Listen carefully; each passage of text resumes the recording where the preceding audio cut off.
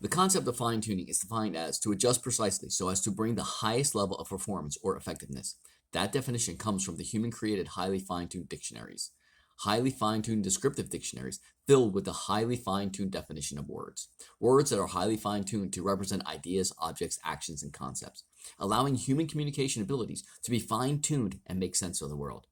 Words created with highly fine-tuned letters, all created by humans. Now that I've explained what fine-tuning is, I will give an example of something that can be fine-tuned. A naturally aspirated engine is an internal combustion engine that draws air into the cylinders using only atmospheric pressure. Human beings have the ability to fine-tune or to adjust the engine so precisely as to where the engine runs to the highest level of performance, as decided by human beings' definitions of performance and effectiveness. Here is the problem with fine-tuning.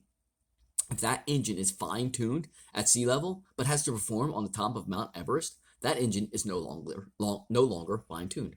Fine-tuning is situational and context dependent. Context dependent means something's meaning or performance depends on the specific situation, background, or environment in which it occurs. The concept of perfection is defined as the condition, state, or quality of being free or as free as possible from all flaws or defects. I will give an example of perfection. I sew the perfect snowsuit. Every stitch is perfect. The materials are perfect. The thread is perfect. It is perfectly sized to fit me. It is flawless. I board a plane thinking I am going to the Arctic in the middle of the winter and get dropped off in the Mojave Desert or in the middle of the Pacific Ocean. How perfect is my snowsuit now?